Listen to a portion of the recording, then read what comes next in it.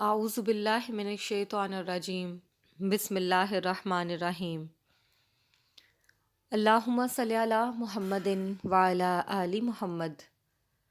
السلام علیکم جی طالبات، تو ہم نے اس سے پہلے پیچھے والے لیکچر میں میر تقی میر کی غزل کے پہلے 3 اشعار پڑھے تھے، اور آج ہم میر تقی میر کی غزل کا چوتھا شعر پڑھیں گے۔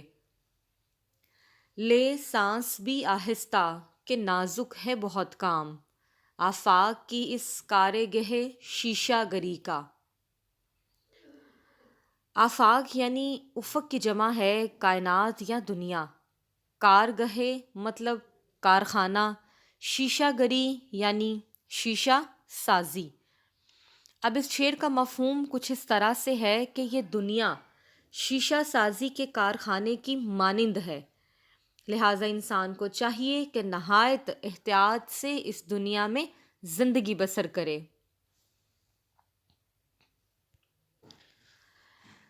اب ہم اس شعر کی تشریح پڑھیں گے کہ غزلیات میر سادگی و اختصار کا حسین امتزاج، دہلوی طرز سخن کی آئینہ دار اور جذبات و احساسات کی ترجمان ہیں۔ یہ تھا تعارف۔ اب تشریح طلب شعر میں میر تقی میر نے اس دنیا کو ایک ایسے کارخانے سے تشبیہ دی ہے۔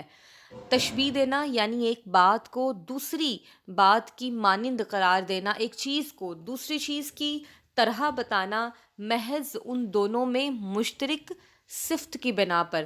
اب وہ صفت اچھائی بھی ہو سکتی ہے، اب وہ صفت برائی بھی ہو سکتی ہے، یعنی اچھائی اور برائی دونوں ہی چیزیں اس میں شامل ہو سکتی ہیں۔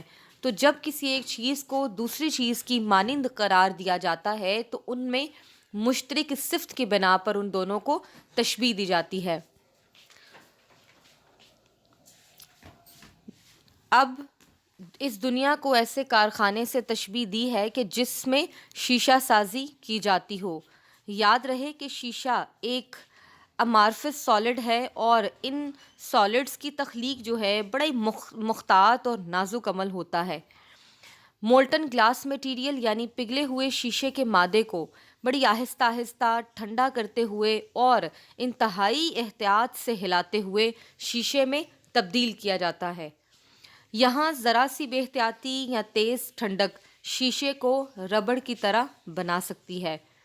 اس کے علاوہ شیشہ سازی کے کارخانے میں کارکنوں اور مزدوروں وغیرہ کو بھی بڑی محتاط طریقے سے رہنا پڑتا ہے، کیونکہ ان کی بے احتیاطی سے شیشہ ٹوٹنے کے علاوہ خود ان کے اپنے زخمی ہونے کے امکانات بھی بہت زیادہ بڑھ سکتے ہیں۔ اب گویا اس کارخانے میں معمولی سی بے احتیاطی دوہرے نقصان کو جنم دے سکتی ہے۔ ٹوٹ جائے تو پھر نہیں جڑتا، یہ صفت آئینے میں دیکھی ہے۔ تشریح طلب شعر میں بھی میر انسان سے مخاطب ہیں کہ تمہیں یہاں یعنی اس دنیا میں نہایت احتیاط سے رہنا چاہیے، کیونکہ یہ دنیا بالکل شیشہ سازی کے کارخانے کی مانند ہے۔ کہ اب آیا سمجھ میں کہ بھی میر تقی میر نے اس دنیا کو شیشے کے کارخانے سے کیوں تشبیہ دی، کہ وہاں بھی بڑے نازک، محتاط اور احتیاط برتتے ہوئے زندگی شیشہ سازی کا کام کرنا پڑتا ہے، اور دنیا میں بھی یہ تمام عمل رواں رکھنے پڑتے ہیں۔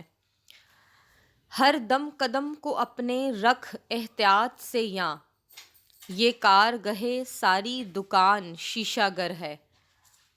اب کائنات میں لامحدود انواع حیات ہے، یعنی زندگی گزارنے کی طرح طرح کی چیزیں موجود ہیں، لیکن شاعر نے صرف بنی آدم ہی کو محتاط رہنے کی تنبیہ کی ہے۔ بہت سے لوگ ہیں یہاں طرح طرح سے جو زندگی گزار رہے ہیں، لیکن شاعر نے صرف بنی آدم کو، آدم کی اولاد کو ہی نہایت محتاط رہنے کی تنبیہ یعنی خبردار کیا ہے کہ انسان اشرف المخلوقات ہے اور اللہ تعالیٰ کا نائب بھی ہے۔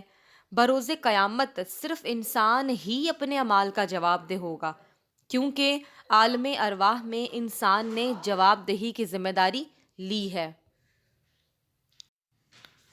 اسی حقیقت کی طرف قرآن پاک کی سورۃ الاحزاب آیت نمبر 72 میں بھی اشارہ کیا جاتا ہے۔ ارشاد ربانی ہے کہ ہم نے اس امانت کو آسمانوں، زمین اور پہاڑوں کے سامنے پیش کیا۔ پھر کسی نے قبول نہ کیا کہ اس کو اٹھائیں اور اس سے ڈر گئے، اور انسان نے اس کو اٹھا لیا، بے شک وہ بڑا ظالم اور جاہل ہے۔ یہی جواب دہی کا بار تھا جسے اٹھانے سے تمام انواع حیات نے انکار کر دیا، اور ناداں انسان نے، بے وقوف انسان نے اسے قبول کر لیا۔ چنانچہ میر تقی میر کہتے ہیں کہ انسان کو شاید احتیاط کی ضرورت ہے، کیونکہ اپنے ایک ایک عمل کا حساب دینا ہوگا، اور قرآن پاک میں ارشاد ربانی ہے کہ ذرا بر برائی اور ذرا ایک ذرہ اچھائی یعنی نیکی کا حساب بھی ضرور ہوگا، اور اس لیے انسان کو چاہیے کہ ایک ہلکا سا عمل اور چھوٹا سا قدم بھی سوچ بچار کر کے اٹھائے، اور خدا کی رضا کے مطابق یعنی اللہ تعالیٰ کی مرضی کے مطابق اٹھائے، تاکہ روز قیامت خدا کے سامنے سرخرو ہو سکے۔ اب یہاں مدرجہ بالا تشریح طلب شعر میں جو دوسرا اہم نقطہ نظر آتا ہے وہ یہ ہے کہ اس دنیا میں تمام انسان ایک دوسرے سے کسی نہ کسی رشتے سے باہم منسلک ہیں، یعنی جڑے ہوئے نظر آتے ہیں، اور تمام پر ایک دوسرے کے حقوق و فرائض بھی ہیں جو کہ حقوق العباد کہلاتے ہیں۔ مزید برآں اس کے علاوہ دیکھا جائے تو انسان نازک مزاج لوگوں کے جذبات کا بھی احترام کرنا چاہیے، وگرنہ کیا ہوگا کہ شیشہ سازی کی طرح ذرا برابر بے احتیاطی سے دوہرا نقصان ہوگا۔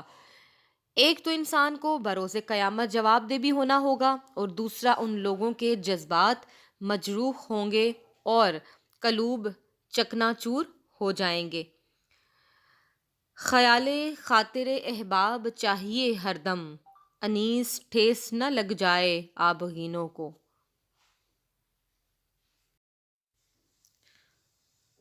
اب اس شعر کا اگلا 5واں اور آخری شعر ہے کہ ٹک میر جگر سوختہ کی جلد خبر لے، کیا یار بھروسہ ہے چراغِ سحری کا۔